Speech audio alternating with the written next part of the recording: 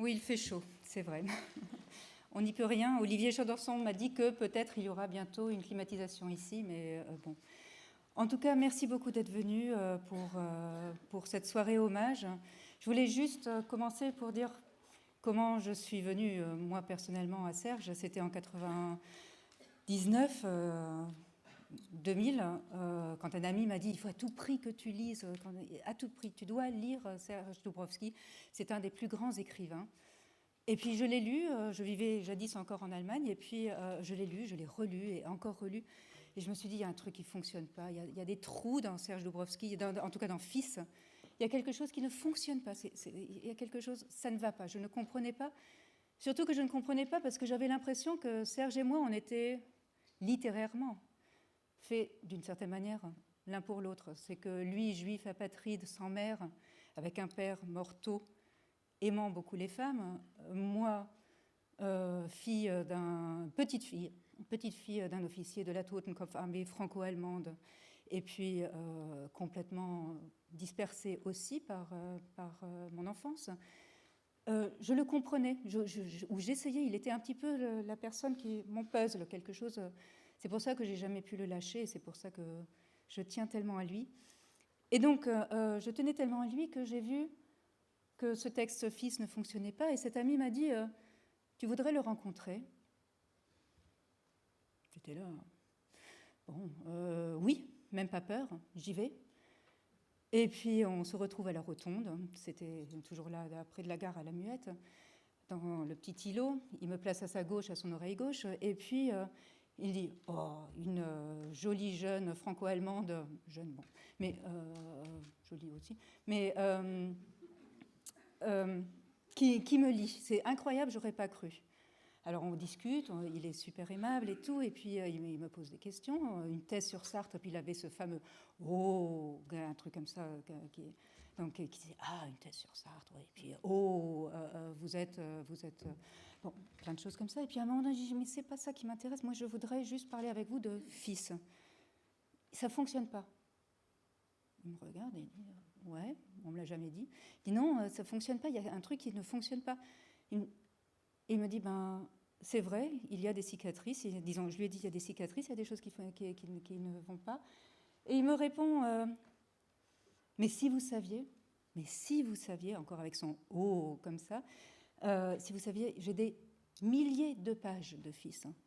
Et intrépide comme j'ai toujours été, ça ne m'a pas toujours servi.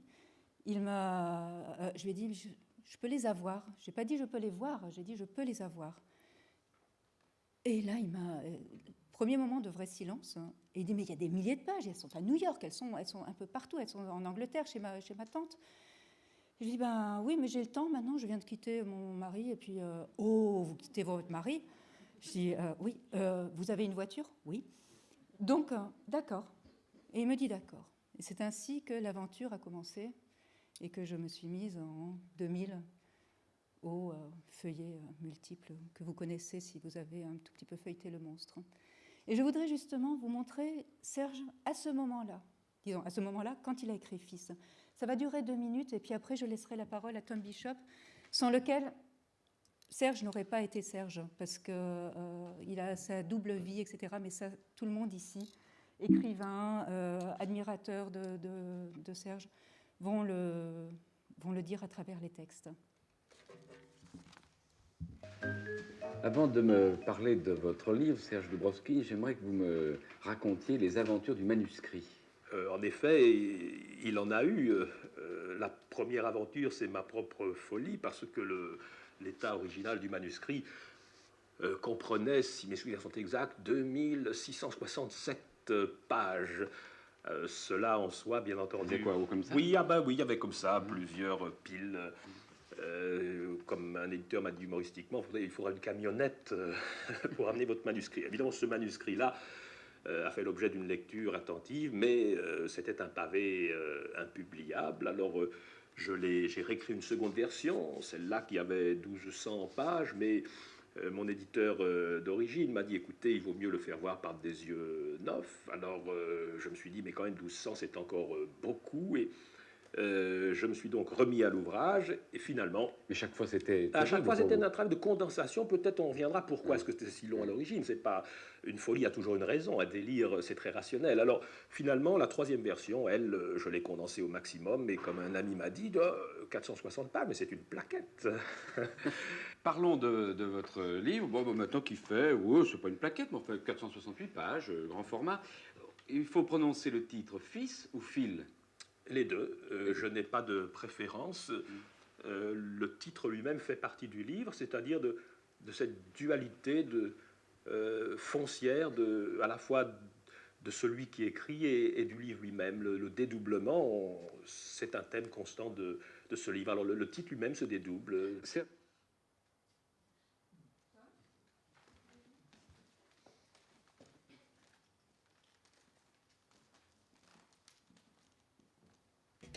Merci beaucoup.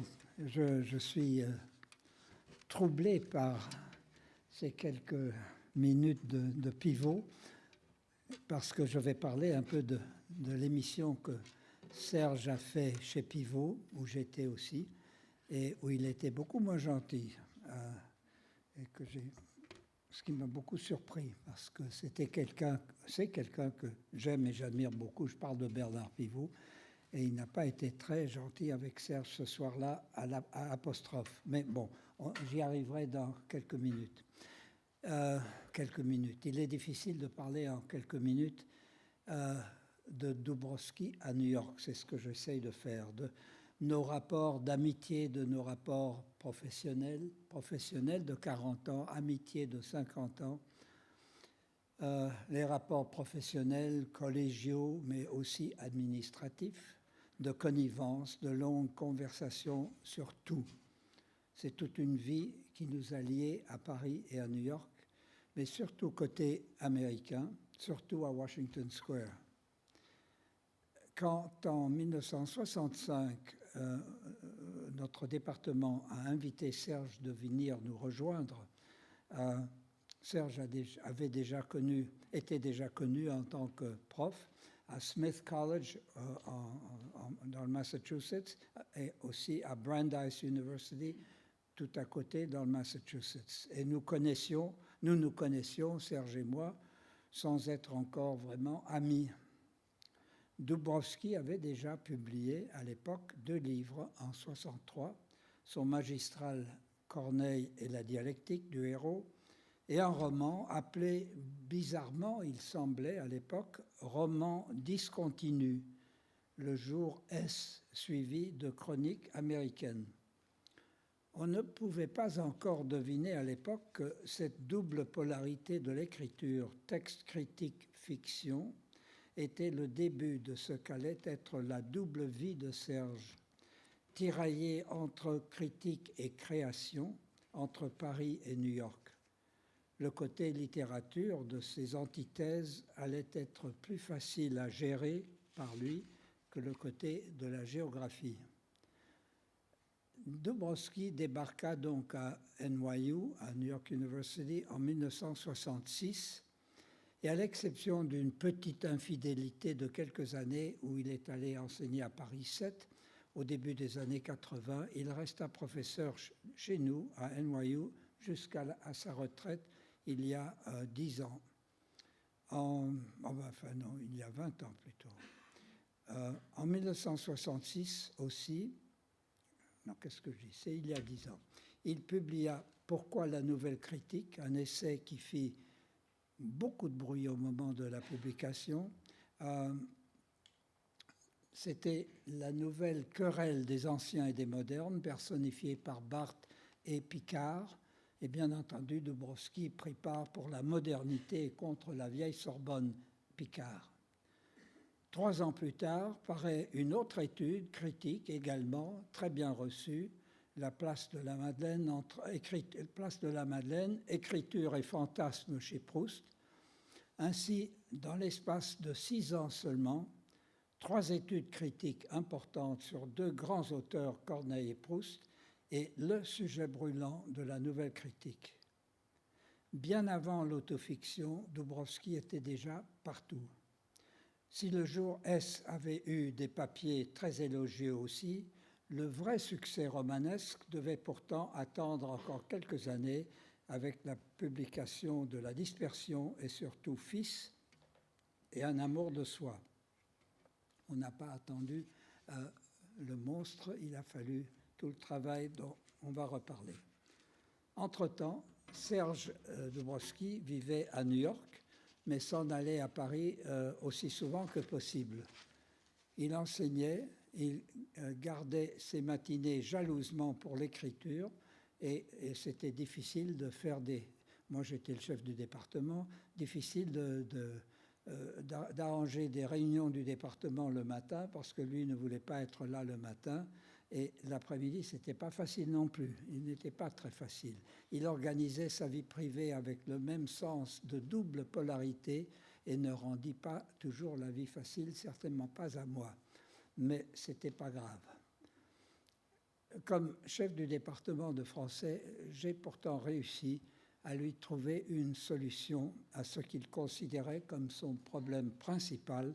En tant que critique et surtout romancier français, Serge ressentait le besoin de passer un temps régulier et important en France. Cela se comprenait facilement, bien entendu, mais le rendre possible n'était pas particulièrement évident. Ça ne rentrait pas dans les habitudes universitaires et poserait de vrais problèmes à la direction du département. Mais avec la création de notre antenne parisienne, NYU en France, en 1969, j'ai vu la possibilité d'abonder dans le sens de Serge. J'eus l'idée, à l'aide de quelques tours de passe-passe un peu byzantins, mais tout à fait honorables, de proposer un système aux doyens de planning sur une base de 4 ans. Selon lequel Serge enseignerait à New York dans chaque groupe de 4 ans, la première et la troisième année à New York, et à Paris la deuxième année, et la quatrième année, il aurait un congé sabbatique, ce qu'on n'a pas d'habitude chaque quatrième année, mais chaque septième, ce qui ne rentrerait pas dans cette formule de 4 ans, mais chaque quatrième année quand même, avec une toute petite charge de conférence à Paris. C'est ce que j'ai proposé au doyen, qui accepta, et Serge était ravi. Et ainsi, à partir de 1972, il organisa son temps jusqu'à sa retraite. Pourtant, j'ai pris soin de donner un avertissement sérieux à Serge à ce moment-là. Je l'ai prévenu en tant qu'ami que si cette formule serait bonne pour son écriture, ce serait au prix de sa vie personnelle, qu'aucune femme ne pourrait s'accommoder à ce déracinement permanent, et il suffit de lire les autofictions pour voir ce qui en est advenu. Serge a bien compris la menace, mais ne pouvait pas faire autrement. Et la carrière si brillante qui a été la sienne avait besoin de ça.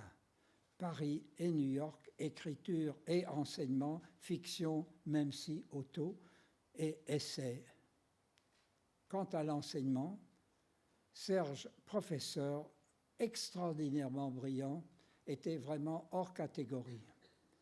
Nous demandons à New York aux étudiants de remplir des questionnaires à la fin de chaque cours, sur le prof, sur la qualité de l'enseignement. Et je me faisais un devoir de lire toutes ces évaluations des étudiants chaque semestre, et celles qui concernaient Serge ne manquaient jamais d'être extatiques.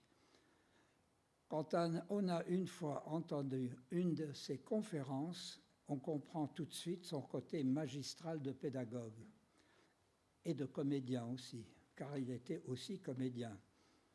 La salle où Dubrovsky enseignait son séminaire à New York était à côté de mon bureau, et souvent j'ai pu l'écouter, ou je dirais même je n'ai pas pu éviter de l'écouter.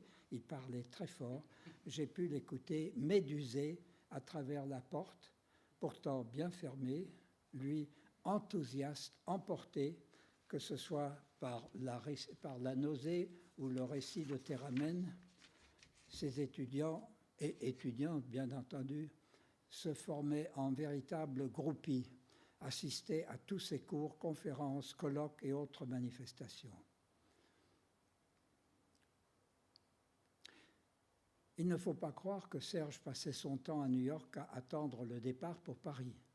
Il menait une vie riche à New York, fréquentait des auteurs américains, sortait. C'était, après tout, pendant longtemps, le lieu de sa vraie vie privée, et pas seulement avec ses 2 enfants. Le locus de sa vie personnelle allait passer à Paris pendant les années 90, ce qui n'était pas fait pour l'arranger. Mais cela a permis à Serge d'être de plus en plus présent dans le tourbillon de la vie littéraire parisienne et de la sortie de ses propres livres. Et pour la presse qui s'intéressait tellement à lui. À partir des années 80, Dubrovsky était devenu une véritable superstar des lettres françaises et le prix Médicis en 89, attribué au livre brisé, n'en était que la preuve la plus visible. J'ai fini par croire que Serge avait conclu une sorte de pacte faustien avec moi. Les allers-retours New York-Paris lui ont permis de faire ce qu'il désirait plus que tout, écrire, mais au prix de sa vie intime. Mais je ne me reconnais pas tout à fait dans le rôle du diable. Je l'avais certainement prévenu, et je pense que Serge a toujours été prêt à payer le prix et qu'il n'a pas regretté son choix. Pendant plus de 40 ans, nous avons partagé nos joies et nos moments les plus sombres. Nous savions toujours que nous pouvions compter l'un sur l'autre, qu'on serait toujours présent pour l'autre. Il y a eu beaucoup de moments forts et gais, parmi lesquels une émission d'apostrophe, quand Serge était évité pour un amour de soi, et Bernard Pivot m'avait invité comme co-présentateur de l'émission en tant qu'étranger pour une émission qui s'appelait « La qualité française ». Tout en admirant le livre, Pivot attaquait Serge pour avoir dit du mal du personnage féminin du roman et donc de sa vie, c'était clair. Il l'accusa de tuer une femme par livre. C'était ça, je crois que je le cite textuellement. C'était pas très sympathique. Mais il fut bien invité, bien défendu par un autre invité, Patrick Modiano, lui aussi praticien de l'autofiction, et moi. Un souvenir d'un autre genre, plus récent, montre un aspect peut-être surprenant de Serge. À l'occasion de la remise des insignes de commandeur des arts et lettres au consulat de France à New York, il n'y a pas très longtemps, Serge commença ses mots de remerciement en disant comment il appréciait cette distinction, car la première fois que le gouvernement français lui avait donné quelque chose à mettre sur sa veste, c'était une étoile jaune. Ça fait un peu le silence dans la salle où il a dit cela. Tout lecteur de Dubrovsky sait combien l'expérience de l'occupation l'avait marqué psychologiquement, et en osant le rappeler ainsi, souligne aussi que cela l'avait aussi marqué littéralement marqué aussi. Et j'avoue que j'étais très fier de Serge ce soir-là. Je suis moins fier quand dans quelques-uns de ses livres, je trouve certaines références à moi. Puisque ces livres parlent de sa vie, font partie de sa vie, il est normal que parfois j'y figure. Et d'habitude, c'est factuel, basé sur le travail ou sur nos liens d'amitié, mais il y a des citations que je ne suis pas si content de lire, qui me font me demander si j'avais vraiment pu dire cela, et si oui, ce n'était certainement pas pour le retrouver imprimé. Le problème, c'est que je craignais que sa mémoire ne fût meilleure que la mienne, et donc je suppose qu'il avait raison. Mais après tout, ce sont quand même des romans, et je tâche de me consoler par les faits possibles de la fiction. Après sa retraite, Serge n'a plus fait navette entre les deux villes. Il est venu de moins en moins, beaucoup moins, à New York, mais il est venu quand même, surtout pour voir ses filles. Serge à la retraite, ça sonnait faux. Tout ce que cela voulait dire, c'est qu'il n'avait plus besoin d'enseigner, Et pourtant, besoin, ce n'est pas le mot juste, car il adorait enseigner, donc il n'avait jamais besoin d'enseigner, il adorait. Ces dernières années étaient pourtant riches en publications. On a déjà parlé de l'après-vivre. Il y a Laissé pour compte en 1999, Un homme de passage en 2011, et enfin, ce livre dont a fait référence Isabelle tout à l'heure, Le monstre, qui, grâce à Isabelle, a pu voir le jour et qui clôt ainsi la productivité remarquable de Serge avec un éclat étonnant et mérité. C'est un grand moment d'édition que Grasset et Isabelle Grell ont rendu possible et nous ont offert. Il va maintenant être question des écrits de Serge, par ceux qui me succèdent ici, et nous finirons entendre un de ses textes, plusieurs de ses textes sans doute. Mais avant de terminer, je voudrais dire un mot sur celle avec qui Serge a terminé sa vie, auprès de qui il a vécu ces dernières années et auprès de qui il a enfin trouvé la paix et le bonheur. Je parle d'Elisabeth Sévaillère-Dubrovsky. Malheureusement, les lumières sont trop fortes et je ne peux pas voir où elle est. Mais je voudrais la saluer chaleureusement. C'est elle qui lui a permis de changer sa vie, de terminer ses jours autrement que par la tension permanente. Et ça, c'est pas mal. Je vous remercie.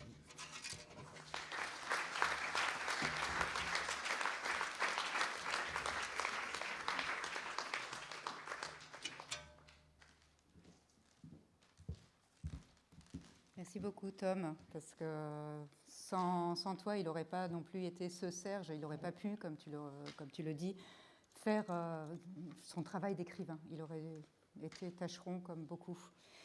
Je voulais juste vous dire que le dessin que vous voyez derrière, c'est un dessin d'Anne Gorouben, peintre et écrivain, qui a réussi à mettre Serge Minotaure. Il aurait, je crois, été ravi de voir ça.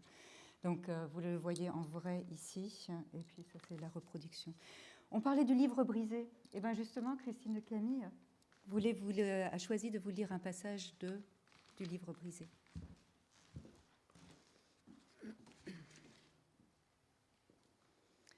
Aujourd'hui, 9 mai 1985, à l'âge requis pour cette entreprise de 57 ans, j'aimerais tenter d'esquisser le récit de ma vie. Quelle serait la tonalité de ma mémoire, au sens où Combray, ressurgi de la Madeleine, emplit le narrateur proustien d'un intemporel bonheur, au sens où une phrase déchirante de Sartre éclaire soudainement toute sa démarche, et puis le lecteur a compris que je déteste mon enfance et tout ce qui en survit. Entre ces deux pôles extrêmes, entre béatification et mise à mort, où suis-je? Est-ce que j'aime? Est-ce que je déteste mon enfance? Et si je dis entre les deux, qu'est-ce que cela veut dire? J'ai des éclairs d'enfance entiers, intacts dans la tête, moi aussi, comme tout le monde. Je pourrais en allonger la liste, enfiler les anecdotes. Quand j'ai frappé d'un coup de bouteille sur le nez ma fidèle Louise qui me garde pendant que ma mère travaille au magasin. Quand mon père, apprenant avec stupeur que j'ai pissé sur le paillasson du voisin au 4e, m'a forcé à m'agenouiller des heures avec 2 énormes tomes de Larousse à reliure rouge sur le crâne, jusqu'à ce que je fasse semblant de m'évanouir et qu'il me prenne en hâte dans ses bras. Quand on va tous en chœur chez mes grands-parents, le week-end, dans leur belle propriété du Vésiné. Eux, ils ont en haut la chambre aux tentures écarlates, nous, la chambre bleue. Quand le toit de leur maison a brûlé, vers la fin de l'après-midi, en 1937, quand j'aurais beau multiplier mes histoires, impossible de raconter mon histoire. L'enfance n'a pas d'histoire. Un cycle de jours à l'intérieur d'un cercle de famille qui tournoie à l'infini, dans le vague, dans le vide. J'ai 5 ans, puis 6, puis 7. Un jour, je serai grand. Mais ça, ce n'est pas ma vie. C'est celle que j'ai eue. Lorsque je la revis, c'est à l'envers. Elle s'effiloche. Il n'y a plus qu'un entrelac de fils, un entremêlement de sensations, un embrouillamini de souvenirs sans lien. Lorsqu'on prétend en faire le récit, on fabule. Un récit d'enfance n'existe pas. Ça se fabrique de part en part. Ce qui ne veut pas dire, bien sûr, que je ne puisse pas la raconter, mais autrement. J'ai passé des heures à en parler chaque semaine pendant des années. Je l'ai peu à peu reconstruite, de pièces rapportées, par les rêves, mes évocations éparses, mes on-dit de famille. À l'aide de mes histoires décousues, Haquerets m'a rebâti une vie, cousu main. Je l'ai peu à peu reconstruite de pièces rapportées, par les rêves, mes évocations éparses, mes on-dit de famille.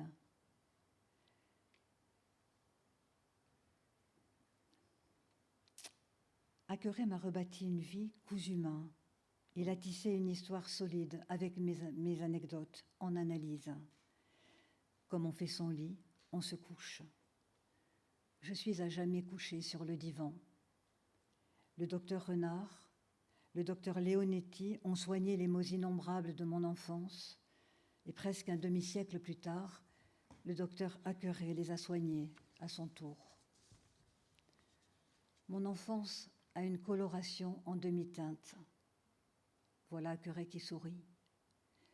Je suis ambivalent d'avant naître. Dans ma vie, il y a du pour et du contre. Pour. Mon père s'est remarié pour avoir un fils. Contre.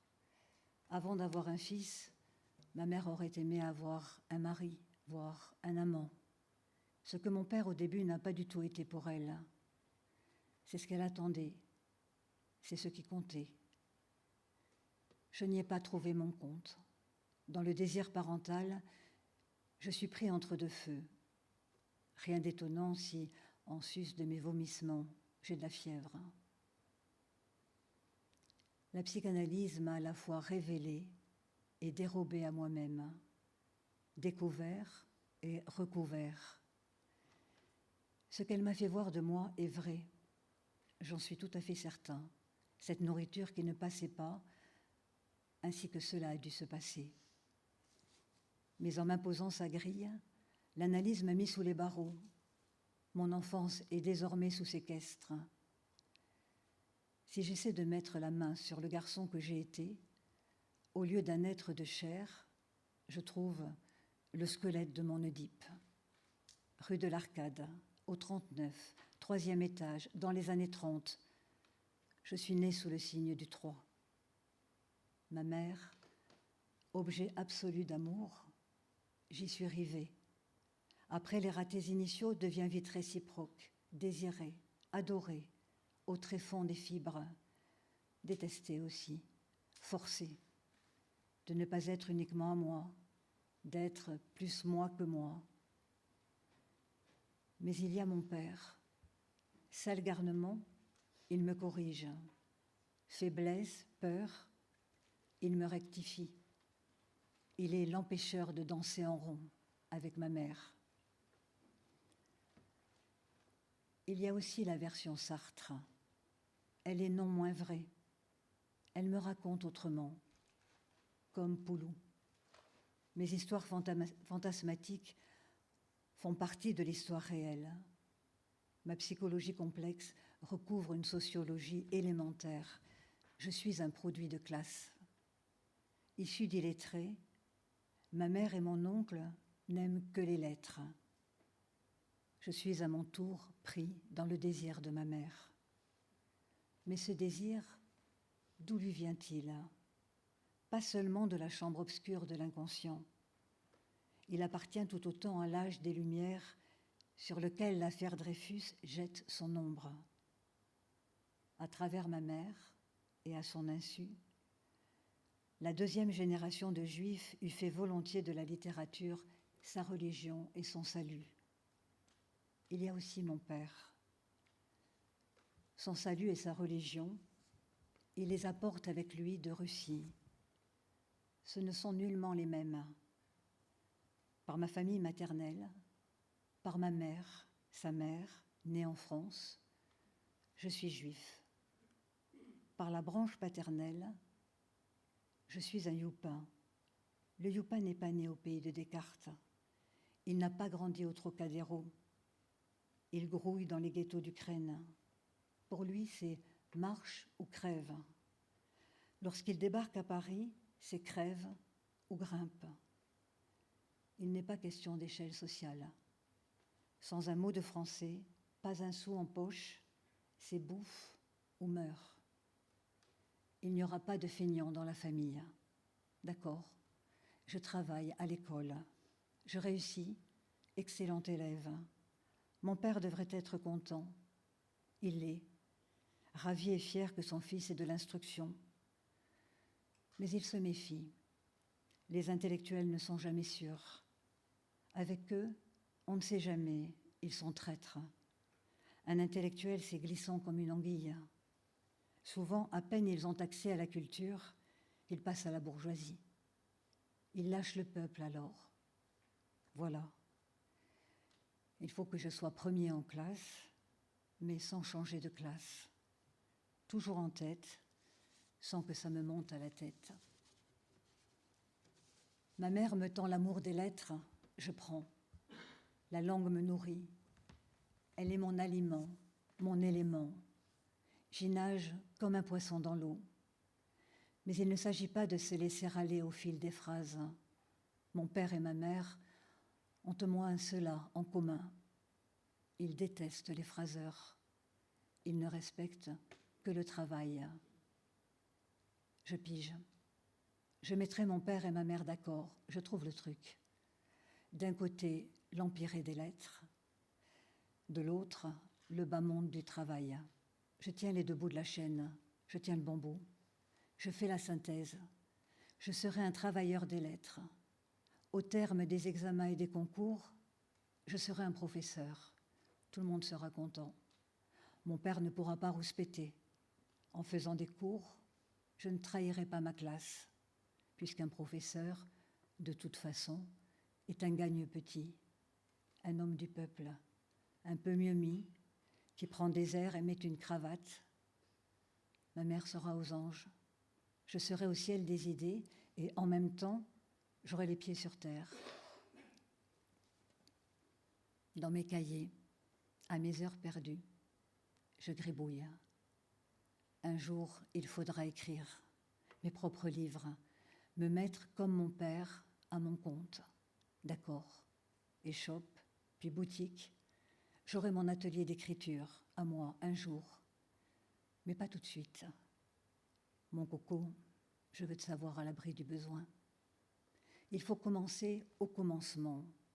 Bête à concours, travailler comme un cheval pour ne pas avoir une vie de chien.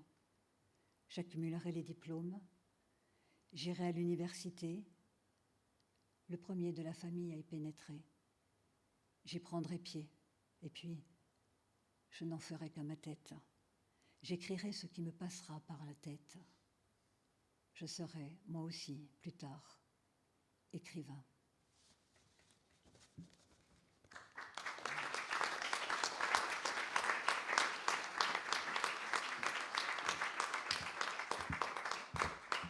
Merci Christine. Je crois que Serge aurait été étonné qu'on puisse lire d'une voix aussi calme ces textes qui sont écrits avec autant voilà, c'était une autre interprétation. C'était étonnant. Merci beaucoup.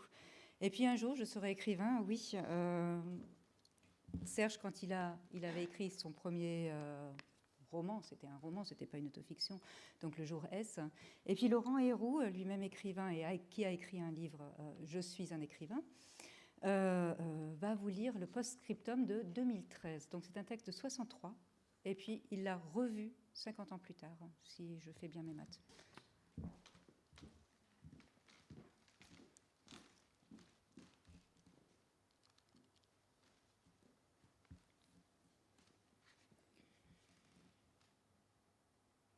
Je viens de relire ces textes vieux de 50 ans, avec un grand plaisir. Lisez à votre tour ces 7 nouvelles, elles sont bien construites, bien décrites, elles n'ont pas vieilli et très informatives sur le terrain qu'elles ont choisi d'explorer. C'est pourquoi je les recommande à votre curiosité et à votre attention. Halte là, tu exagères un peu beaucoup, recommander ses propres œuvres, on n'a jamais vu ça, il faut un sacré culot, une sacrée indécence. Mais je ne fais pas du tout la promotion de mes propres œuvres, il s'agit d'un ouvrage qui m'est devenu totalement étranger, c'est le livre d'un autre. J'ai donc entièrement le droit de dire ce que j'en pense. Encore plus de toupet. Ce livre ne porte-t-il pas sur sa couverture le nom de Serge Doubrovski? Comment ne serait-il pas le tien? Je répondrai en citant la phrase de Proust, car je comprenais que mourir n'était pas quelque chose de nouveau, mais qu'au contraire, depuis mon enfance, j'étais déjà mort bien des fois. Le Serge Doubrovski qui a écrit ces nouvelles est mort depuis longtemps. Je ne puis plus m'identifier à son écriture, œuvre d'imagination classique, personnages inventés qui n'ont rien à voir avec ma vie, voyage dans tous les coins et recoins d'Amérique où je n'ai jamais été, des intrigues très soignées dont je n'ai pas pu une seule fois deviner le dénouement, que j'avais oublié et qui m'a à chaque fois surpris. Amérique des années 50, dont les événements majeurs, lancement du Spoutnik, lutte pour les droits civiques des Noirs, ici racontés, m'ont passionné, mais auxquels, contrairement à ceux des années 40 en France, je n'ai pas participé. Et pour comble, un narrateur impersonnel, des dialogues presque à chaque page, j'écris à l'opposé depuis un demi-siècle. Dès le livre suivant, La dispersion, en 69, le récit est tout entier unifié autour de la subjectivité du narrateur. La syntaxe traditionnelle se déconstruit et se reconstruit au gré des bons et rebonds de ses émotions et pensées. Fils, en 77, porte à sa limite le mouvement du texte, qui ne se réfère plus à des personnages et situations imaginaires, mais à des personnes réelles et des événements qui sont arrivés dans la vie de l'auteur. L'auteur, le narrateur, le protagoniste sont désormais homonymes. J'ai appelé cette entreprise narrative autofiction. Le terme a fait florès et fait officiellement partie de la langue française et de maintes autres langues aujourd'hui. Le Serge Doubrovski qui se raconte dans un idiome à lui, créé par le flux des jeux de mots, assonances, dissonances, hors syntaxe, sans vergogne, au plus intime, n'est certes pas celui qui a écrit Le jour S, et pourtant... Ah bon, il y a un pourtant ? Oui, je ne renie absolument pas Le jour S, il fait pleinement partie de ma carrière d'écrivain. Il faut une écriture qui convienne à chaque expérience de la vie. À l'époque, j'enseignais depuis 8 ans dans des universités de la région de Boston, Harvard, Brandeis, Smith College. J'étais plongé dans une société nouvelle et fascinante. J'ai essayé de comprendre le nouveau monde où je me trouvais, pas par un reportage de journaliste, mais l'œuvre d'un écrivain. J'ai donc spontanément adopté les techniques et les ressources du roman classique, fut-il discontinu, comme je l'ai appelé, des fils reliant peu à peu une variété de personnages dont les histoires tissent à leur insu la trame de l'histoire. Des impressions sans autobiographie, ai-je déclaré péremptoirement dans mon prière d'insérer, et pourtant, tiens, un nouvel et pourtant. Oui, encore. Tu ne trouves pas que c'est une affirmation, une dénégation curieuse, pour le moins, de la part de celui que certains critiques ont dénommé le pape de l'autofiction ? L'aspect, le terreau d'une autobiographie était bien présent, mais à l'époque, pour moi, invisible. En me relisant 50 ans après, à mon grand étonnement, j'ai trouvé que ces textes comportaient des indications, des prémonitions d'épisodes marquants de ma vie future. Il s'agit en fait d'une autobiographie prospective et non rétrospective. Elle ne raconte pas mon passé, elle annonce mon avenir. Ainsi, le Marvin du jour S, rédacteur en chef du magazine Vue, évidemment c'est Look, épuisé par l'effort de refaire en quelques heures la revue en fonction de l'événement du Spoutnik, est pressé de rentrer chez lui, et elle, un taxi, mais soudain il hésite. À quelle adresse ? Celle de sa femme ou celle de May, superbe mannequin qui espère, grâce à lui, s'introduire dans le monde du spectacle ? La compagne, toujours mesurée ou pondérée en tout, sans élan, sans sauvagerie, ou bien la jolie fille de 22 ans, May ou sa femme ? Avec sa femme, l'amour était une hygiène calme et douce, de la gymnastique rythmique et tendre sous les draps, ou bien la jouvence adorait ailleurs la beauté sur un lit ardent. Marvin donne au taxi l'adresse de May et met ainsi fin à sa vie antérieure. Cette histoire écrite en 63 ou avant est une description exacte en tout point de mon propre mariage de l'époque. Après une décennie de fidélité, il fut brisé en 66 par la rencontre d'une jeune femme qui m'a réappris l'amour. J'ai raconté cela dans Fils, en 77. Dans L'Ascension, je lis « Une femme, pour moi, ça doit avant tout être une inspiratrice. Tous les livres que j'ai écrits par la suite ont été inspirés par une femme et les rapports que nous avons eus. Dans la nouvelle Tendre Quatuor, je fais dire à un personnage qui veut devenir écrivain « Je n'écris pas pour le grand public, il y a deux sortes d'écrivains, ceux qui se vendent au public et dans le public, et les autres. » Cette remarque caractérise à l'avance toute mon œuvre future. Dans Un Don Juan, vous criez qu'on vous fiche la paix, vous ne voulez pas retrouver vos problèmes, vous n'avez encore pas choisi. Et ce que vous avez à choisir, c'est vous-même. C'est toute mon histoire, racontée dans Un amour de soi, en 82, qui est ici résumée, où dans la même nouvelle, une vie, ça se reconstitue comme un puzzle avec un peu de patience, et c'est toute la technique d'un homme de passage, en 2011, qui s'énonce et s'annonce à un demi-siècle de distance. Je m'arrête ici. Dans ce livre où je ne me reconnais pas, je reconnais pourtant partout ma trace. Bon, ça suffit. Laisse l'éventuel lecteur s'approprier à son tour ton texte.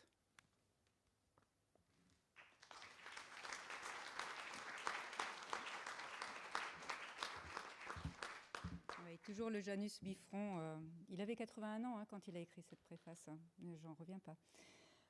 Elisabeth Molkou, qui était une étudiante justement de Serge à New York University, qu'il a connue, qu'il a bien connu. Et puis d'ailleurs, quand on dit que le monstre c'est moi, non, elle a été aussi dans mon équipe et Arnaud Genon et d'autres, donc c'est pas que moi. Donc elle a aussi contribué et donc merci pour tout ce que tu as fait. Alors Isabelle, tu m'as confié l'impossible tâche de réduire à quelques pages d'un homme de passage. Donc merci. Et pardon à Doudou, car c'est ainsi que nous l'appelions, Serge, avec des camarades étudiantes. Comme à Dieppe, la fin de l'histoire renvoie au commencement. Dans la chambre d'hôtel face à la mer, moment parfait, extase marine, moi, les yeux noyés dans l'opale iridescent des flots, elle, empalée, gémissante, jouissante, à plat ventre sur le lit. Moi, sur elle, la pénétrant, pénétré d'elle, délices fusionnelles, effusion après enlacée entre mes bras, serrée. Wendy a disparu dans la nuit des temps. Les quelques lettres remises dans l'enveloppe Kraft n'ai plus eu de ces nouvelles, si je crois, des années après. Quelques mots pour me dire qu'elle était installée dans un cabinet de thérapeute à Iowa City. Et moi, devenue quoi? Demande, devenue quoi? Une bonne question. Devenu un corps alourdi par l'âge, ventre rondelé, des taches brunes, tavelure de vieillesse sur les mains, sur le visage. Hideux à moi-même, quand je me regarde dans une glace. Le type que Wendy a aimé était grand, mince. Il existe encore sur photo d'époque. Un calvaire quand il m'en tombe une sous la main en fouillant dans un tiroir. Ce type-là, eh bien oui, il faut l'admettre, il était beau. Une quarantaine qui séduisait les filles de 20 ans. Pas un Alain Delon ni Jean Marais, bien sûr, mais une tête pensive d'intello, plaisait aux jeunes femmes, elles-mêmes portées sur l'intellect. Pas une poitrine de lutteur, des biceps de boxeur. Là, non, ce n'a jamais été mon fort. Pas un sportif, un tennisman accompli. Je jongle avec les mots et les idées. Ça, ma gymnastique. Infatigable bretteur, je m'escrime avec les textes des autres, article sur article savant. D'abord les classiques, auteurs modernes, Sartre, Camus, naturellement, mais également Ionesco, Claude Simon.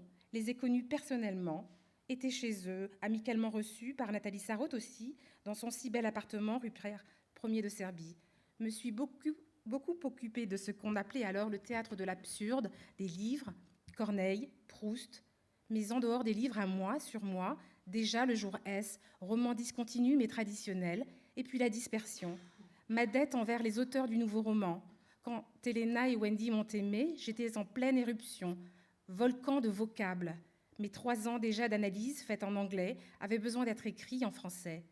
Il fallait retrouver le rythme, la richesse de l'expérience, le monstre, 3-4 heures tous les matins, des centaines grimpant jusqu'aux milliers de pages, si loin de moi à présent. L'homme couvert de pages, de femmes, et déjà depuis longtemps mort, comme Helena, Wendy, quelques instants ressuscités, avant de disparaître dans les cartons. Je ne les relirai sans doute jamais, mais je les range avec les autres souvenirs, je les emporte avec moi, dans ce départ irréversible vers l'autre rive, quand même, quand j'y pense, je me demande où je trouvais cette énergie. Cours à préparer, à faire, écriture quotidienne, des heures, et puis le premier semestre 71.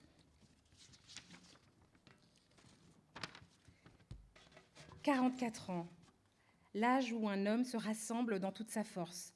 J'essaime, je m'éparpille, de page en page, de lit en lit, de femme en femme, je me transbahute de continent en continent, ma vie divisée de ville en ville, New York, Paris, Paris, New York.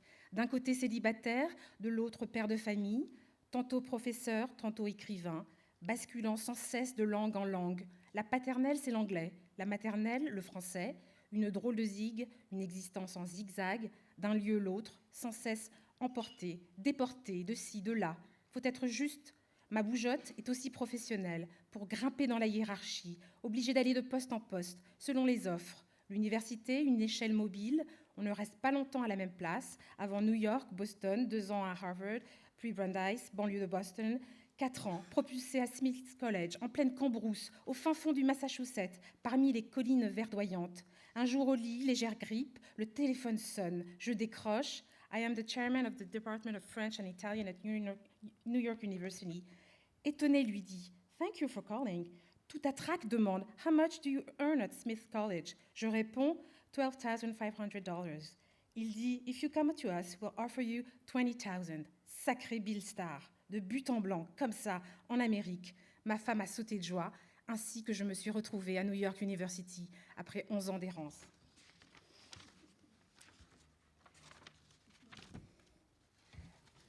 D'un seul coup, néant. Ma vie semble toujours si courte. Tous les instants accumulés au cours des décennies sont légers, comme l'air. Seulement, tant que j'existe, il y a mémoire, traces, pistes. Des fragments, bien sûr, des débris de l'écriture qui consigne, des photos qui conservent. Elles viennent m'habiter, sur le moment, elles m'épaississent, m'alourdissent, elles me lestent de réalité. Perdue, mais soudain retrouvée, momentanée, mais ce poids peut être écrasant. Cogito ergo sum, mon être est pure présence instantanée à soi. Cogito ergo sum, je suis aussi la totalité dispersée de tout ce que j'ai vécu, en désordre, par morceaux, sans jamais atteindre la souveraine solidité du temps retrouvé proustien. Descartes, Proust, on est pris dans un étau entre les deux. Curieusement aussi, ces lettres relues m'impliquent, restent d'une façon collées à moi. 22 rue des Sablons, c'est mon tribunal.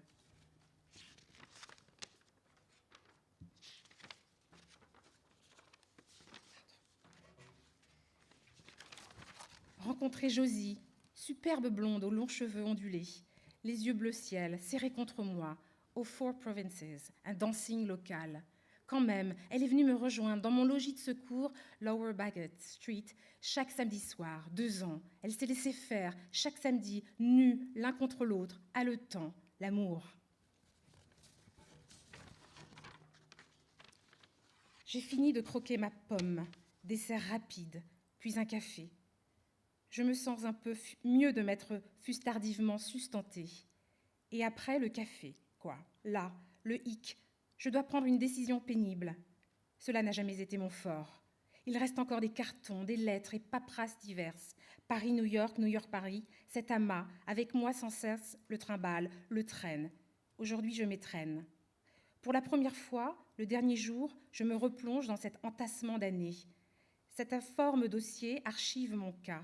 Monsieur K, comme j'avais songé à intituler un de mes premiers écrits, du temps où j'avais entrepris mon analyse, entrepris aussi de la transférer d'anglais en français, d'oral en écrit, un autre de mes va-et-vient, de mes allers-retours. J'ai passé mon existence à bouger d'un endroit à l'autre, pas de lieu fixe. Alors, forcée pour me conserver, j'emporte mes traces d'un endroit à l'autre, je me transporte partout avec moi. Ces traces, c'est moi, ce qui reste de moi. Comme mes livres, livres et lettres, je ne les relis jamais, à peine, par-ci, par-là, selon les besoins. Je vais de l'avant. Aujourd'hui, je suis tirée en arrière. Arrachement à 50 ans d'existence. Mon port d'attache officiel, New York. 40 ans, j'ai enseigné à New York University. Je décroche, prends ma retraite, bas en retraite. Je n'ai plus la vie devant moi, mais derrière moi. Je plie bagage. Je sais que je vais emmener avec moi mes restes. Je ne sais, nul ne sait, combien d'années, de jours me restent. De toute façon, j'entre dans la phase finale. Dans quelques mois, j'entrerai dans la vieillesse. 80 ans est un seuil fatal. Il n'y a qu'à lire les notices nécrologiques dans les journaux. Beaucoup n'y arrivent même pas. Souvent, entre 70 et 80 s'éteignent. Même avant, les meilleurs, Foucault, Derrida, que je revois tout jeune à l'école. Fin des années 40, début des années 50, le caïman de philo d'alors, Althusser. Lévi-Strauss, presque centenaire, Barthes, Lacan, il les a enterrés tous. Je survis à ma petite place. Pour combien de temps ? Je n'y pense pas sans cesse, je ne suis pas un obsédé de longévité, mais avec ce départ, cet arrachement imminent, forcément, la question se pose. S'entr'ouvre comme un gouffre, j'y dégringole tout entier.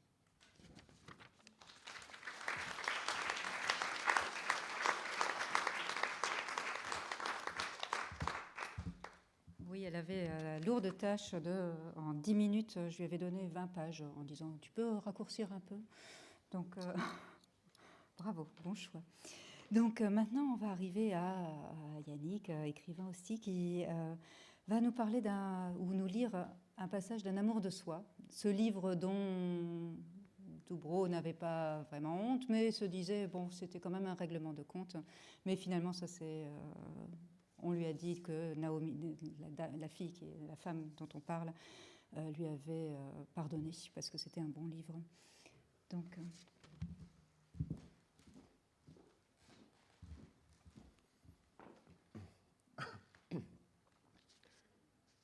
Est-ce que tu m'aimes ? Et moi, moite, je demeure estomaqué. Notre petite intimité tiède, soudain les grands mots font irruption. Aimer, ça veut dire quoi au juste ? Mais naturellement. Aimer, je sais conjuguer. Première conjugaison, la plus facile, par là qu'on commence la grammaire. Mais sémantiquement, je ne suis pas certain du terme. Quelque chose, oui, d'accord. J'aime manger, boire, marcher, parler, baiser aussi, bien sûr. Moins sûr, j'aime la nature, le bord de la mer, mon obsession aquatique. La bougeotte. J'aime les voyages, n'arrête pas de bourlinguer. J'aime lire, écrire encore plus. Face à ma machine, vadrouille percutante dans les vocables, itinéraire crépitant de mots, toboggan vertigineux à travers phrases, quand on glisse sans pouvoir se raccrocher sur la pente savonneuse des syllabes. J'aime, oui, joie physique, jouissance réflexe, vibre de haut en bas du corps, une onde sensorielle qui frissonne. Je jouis, donc je suis. Aimer quelque chose. Certains comme du cogito, roc de certitude. Évidence frappe comme un mur quand on s'y cogne. Quelqu'un, ça devient tout mou, tout flou à l'âme. Aimer, j'aimais bien mon ami Pierre au Vésiné. Dans mon enfance, quand il a disparu de ma vie, m'en suis passé. Collègues, étudiants, je les aime. Beaucoup, va-et-vient, peu à peu. Ils partent. Moi qui change d'université, on sème un temps, on sème la bonne parole, on s'éparpille à tout vent, à tout ventre. Aimer une femme, oui, bien sûr, naturellement.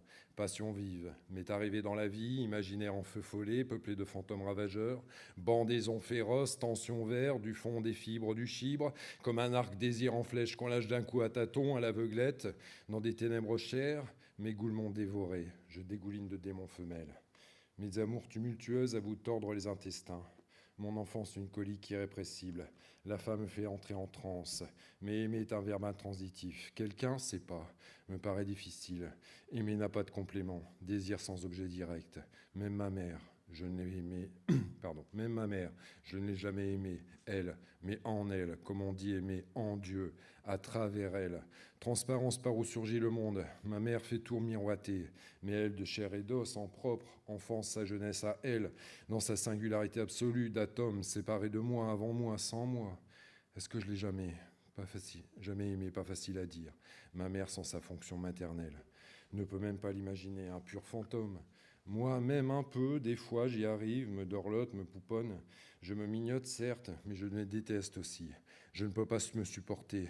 Je me torture à longueur d'année au chevalet des indigestions, dans le carcan des insomnies. Ma réserve de supplice est inépuisable. Je n'aime pas mon front, mon nez, mon dos rond. Pour moi, je n'ai aucun attrait physique, supporté par les costauds, les musclés, les athlètes. Je ne suis absolument pas mon genre. Je m'aime, mais je n'aime pas moi. Comment est-ce qu'elle veut que je l'aime, elle ? Tu m'aimes vraiment ? Pourquoi enfourcher les grands mots ? Tu viens de dire que tu étais heureuse. Laisse donc ton bonheur tranquille. Je veux te l'entendre dire. Je veux savoir si tu m'aimes. Est-ce que tu m'aimes ? Je t'apprécie. Elle n'a pas eu l'air du tout d'apprécier. Ma réponse l'a fait sursauter brusquement sur sa chaise. L'Aquilon souffle, le nez redevenu aquilin, le regard tout hérissé. Elle monte sur ses ergots, voix grimpe soudain une octave. De nouveau aigu du gosier au menton. Tu es vraiment gentil, toi au moins, tu sais choisir tes mots. Ce n'est peut-être pas un grand mot, un terme noble, mais en tout cas, il peut revêtir des sens précis. Son œil a lancé un éclair. Eh bien, si tu m'apprécies, prouve-le. Ça y est, ça commence. Je te demande de venir avec moi, on voyage, on vit ensemble, on ne se quitte pas d'une semelle. On est bien, on est heureux, il te faut des preuves. Prouver comment ? Le jet nourri blanchi au frais de la princesse, je suis bon prince. À mon tour, je me redresse sur mon fauteuil, je me rebiffe. Elle me regarde droit dans les yeux, elle me lâche. Comment ? Si tu m'apprécies, quitte ta femme.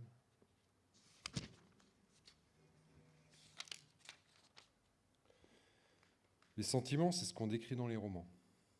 Il ressentit alors, elle éprouva soudain, comme si l'existence se passait tout entière entre cœur et tête, bas-ventre et cortex. Dans la vie, on a très peu de sentiments. Ils vous saisissent parfois à l'improviste, vous prennent à la gorge au tournant d'une rue, au coin d'une phrase, ou vous frappent au creux de l'estomac comme un coup de poing, puis ils se perdent, rentrent sous terre, fleuve englouti, résurgence lointaine. Le reste du temps, on n'a pas le temps.